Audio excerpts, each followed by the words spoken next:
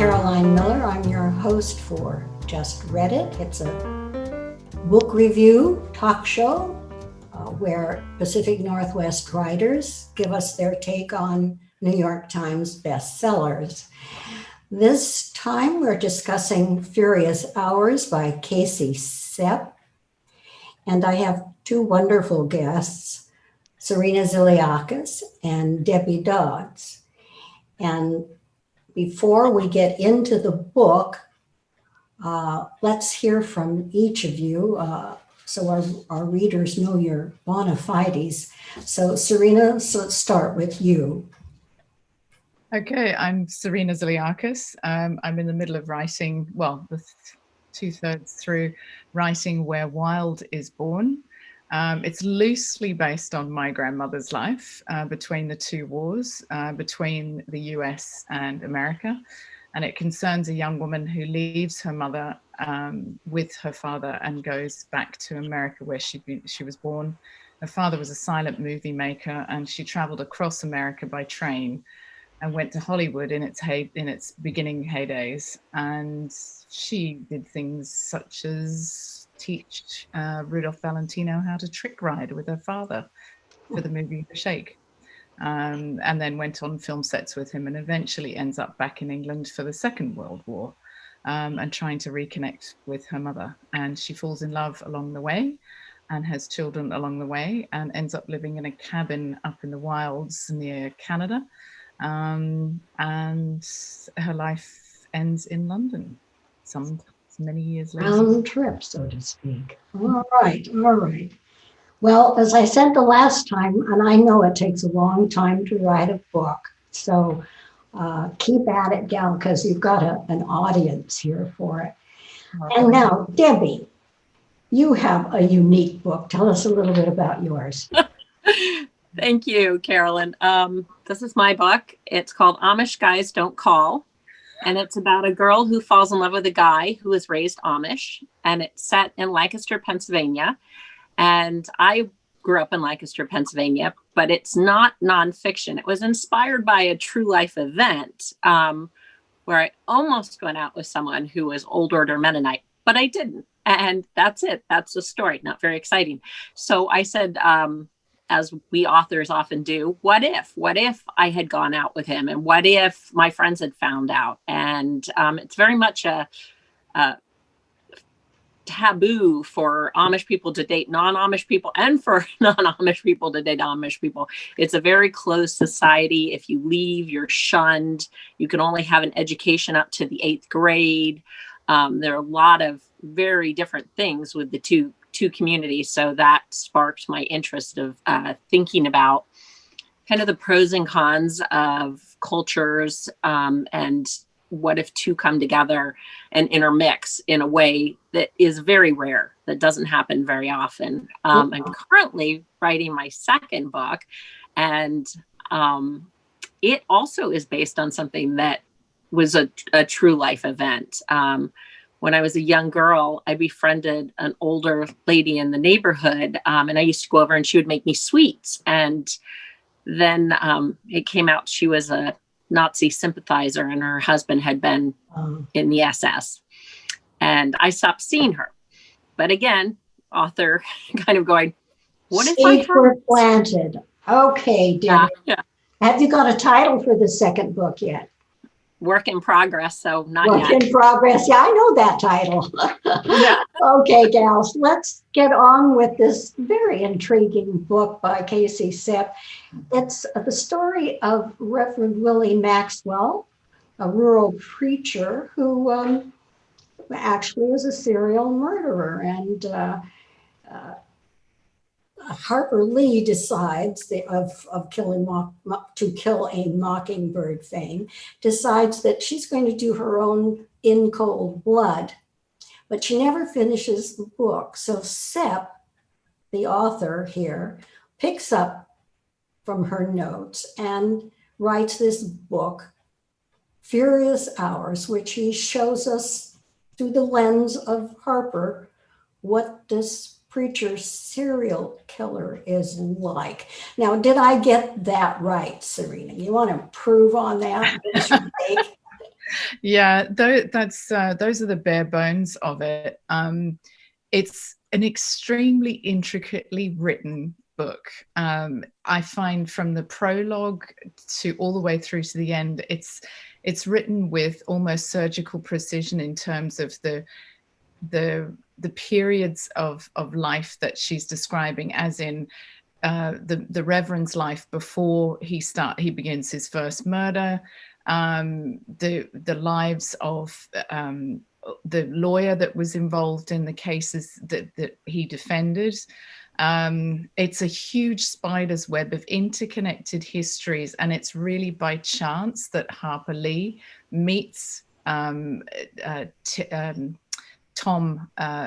Radney, who's the lawyer who defends this man who murders all these people, at a cocktail party in New York. And he's very keen that she should write this story, mainly about him. But it's about a world that I really don't understand. It's the southern states of America. I've never been there. I've been to Florida, but I mean, I think, that's not really. That's a different South. That's a different kind of South. But I found it absolutely fascinating how she wrote To Kill a Mockingbird is in this, what her life was like, writer's block, how the insurance industry started, which is how this serial killer took advantage of the insurance industry to knock people off so they could collect on the insurance. The thing that disappointed me about it is both Harper Lee and Casey Sepp don't really go into what it is to be Black and in the South. Yeah. We're still left with a very superficial description of these people's lives, and I think that's missing, and it's the same in To Kill a Mockingbird. So it's fascinating. It's absolutely fascinating. Okay, don't give away too much here. Let Debbie have her take on. Did you agree with Serena's point of view that maybe there wasn't enough about the African experience? That one went right over my head, I have to admit. That's a hard thing. There was so much to keep attention focused on. Go ahead, Debbie. Let me start with just a little bit different take on the book. Not against anything you said, but just I thought it was almost like 3 separate books, because the beginning part really is about this case, and it really, to me, reads like true crime, and I like true crime. I haven't read a lot of it lately. I read Michelle McNamara's I'll Be Gone in the Dark, I think it was, which is excellent. But that was the last true crime book I read. So when I was reading it, I was like, oh, this is fantastic. I forgot how much I love true crime. And then it goes over to the lawyer and the lawyer's perspective.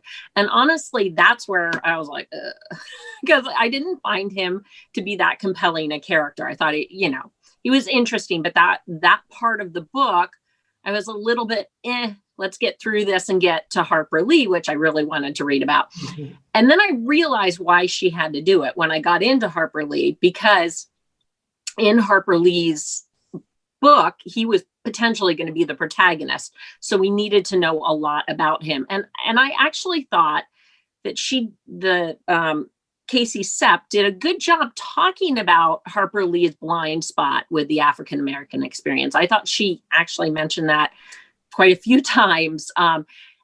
And I understand why she can't, because how long could the book be? Why she can't go into that too much as well. But I do think she was very mindful of pointing out, especially where insurance was concerned and where, and I can't think of the name of the lawyer who came in to help Radney, but they were trying it not because he was a model client. This Reverend was not the model client to have for an insurance case, but they needed a client for an insurance case to set standards, because there were so many African Americans at that time who were being rejected on their claims, and they were paying. There was a whole section about how insurance companies would come collect even after the person had died and the families didn't know, and the African-American families kept paying the money for the insurance as opposed to getting the claim. They were paying into it. So I thought she did a pretty good job of talking about that. Could there have been more.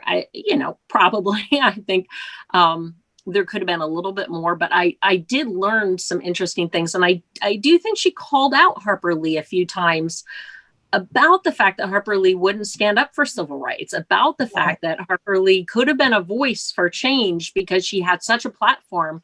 But then again, I also got the distinct feeling that Harper Lee had some mental challenges herself, honestly.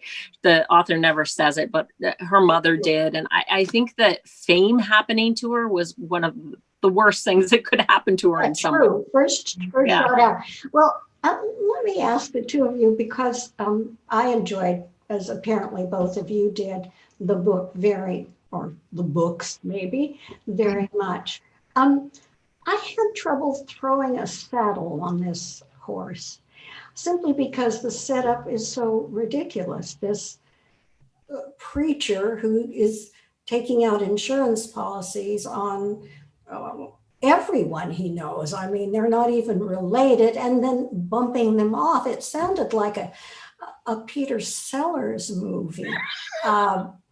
So what was your personal, how did you react to it, Serena? They didn't have the forensic that we have today. I mean, they didn't have that. No, I know that. You're right about that. But let me ask Serena, what was your take on that?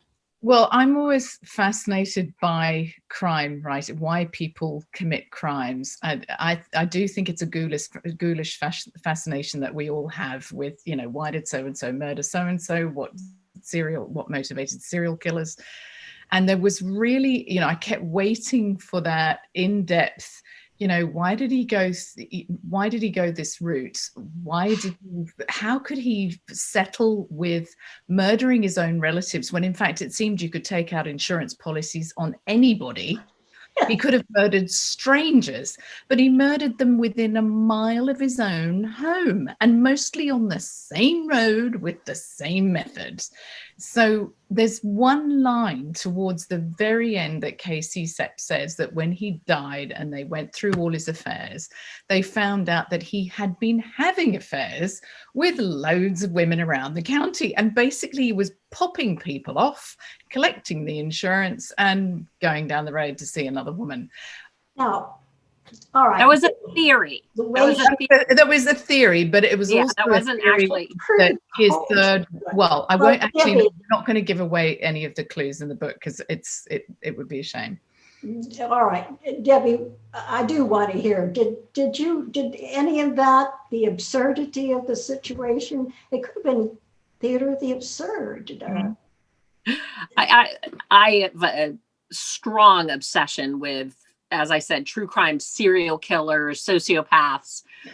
So for that time period, it didn't surprise me at all. I wish, and I think that Casey Sepp was smart in not drawing these conclusions because it stayed a little more journalistic as opposed to perhaps bordering on that fiction, nonfiction that Truman Capote did in Cold Blood. But my theory is the man was a sociopath. He didn't have any empathy. He only wanted what he wanted, and he had to get money. And this was a way he could get money. And what he was getting money for, I love that we don't actually know, that there wasn't anything that we really knew. The only theory could be maybe he was spending it on these women he was having affairs with, but nobody knows why he was working so many jobs, why he was killing people, why he needed this giant influx of money. There was no gambling, there was no outstanding debt. And I found that fascinating, but obviously he thought he needed money. And that was his big motivator. It wasn't, I don't think he liked to kill so much for the pleasure of killing. I think he just didn't care. All right. And so, go ahead. I assume he poisoned people, by the way. That's my theory. Yes, I'd never take a drink from this guy. Serena, you wanted to say something. Yeah, no, he did leave a big debt. Do you remember, Debbie? He left a really big debt of $65,000 after he died. But they don't know what the money went for. I mean, that was the thing. Apart from that, her theory is that, there were a lot of women because they did pop up out of his work. Right. But that's what I feel is missing, that somebody didn't actually go into that half of the society in Alabama and just do a bit more digging, because you would have been able to find these women. I don't know. I think that's why Harper Lee got stuck in writing the book, is that she couldn't figure it out. And I think Casey Sepp went in and she couldn't figure it out. I think that's one of the crux of the problem of this story, and why I kept screaming at Harper Lee, just fictionalize it, for God's sake, just fictionalize it. Stop being so obsessed with competing with Truman Capote in cold blood and fictionalize it, because then you can make it up. Then you can say, okay, it is going to be these women and you could write these stories or whatever. I mean, geez, I just really wish she wouldn't have been so, but I do it too. I get so into research sometimes and so down rabbit holes and so into collecting information as a writer that sometimes I forget to write. I can spend hours doing that. And I think she just got obsessed with doing that. It's a good excuse to avoid writing, which is also a writer's problem. Well, we're coming to the end of the program. I have to say this, Casey Sepp took on an enormous, a leviathan of an issue. And I thought she did a wonderful job. She certainly kept me entertained. And I think to try to see, as you pointed out, Debbie, what Harper Lee was facing in trying to pull all of this together. And yet Sepp did in a way that sold a few books. So, all right, we're at this point where we make our recommendations to our readers. So, Serena, yes or no, should people read this book? I think you should read it if you love going down rabbit holes of history and research and voodoo and insurance and scams and really well researched writing. Then you will love this book. And, there's a bit of serial killing in there as well. So, there's something for everybody. Well, I just felt guilty smiling half the time. All right, Debbie, your take, please. I absolutely would recommend it. I'm going to recommend it on all my social media platforms. I loved this book, and I loved how she weaved in philosophy and history and so many different things. Like, I think that's really the hallmark of a great nonfiction book. And she made me feel better as a writer, because at least I don't drink all the time and take 17 years to write a book. I drink a little bit and I take 5 years to write a book, but it made me feel a little bit better about myself. Well, all right, gals, this has been a fun discussion, and I wish we had more time. Before I let you go, I want Serena to give us the potential title of your book, because someday it'll come out. We'll all want to read it. So what is it now? Where Wild is Born. Where Wild is Born. Okay. And Debbie, your book?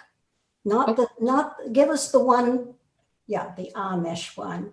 And you don't have a title for your upcoming one, so we'll just have to have you back and tell us what it is next time.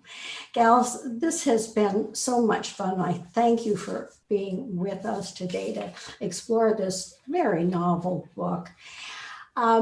I'm Caroline Miller. I am your host for Just Read It. I hope you, my audience, will come back and hear these wonderful discussions from very talented Northwest writers. And as we only come out every couple of months, you might want to consider subscribing, and that way you won't miss a word of these brilliant people. Again, thank you very much, and see you next time.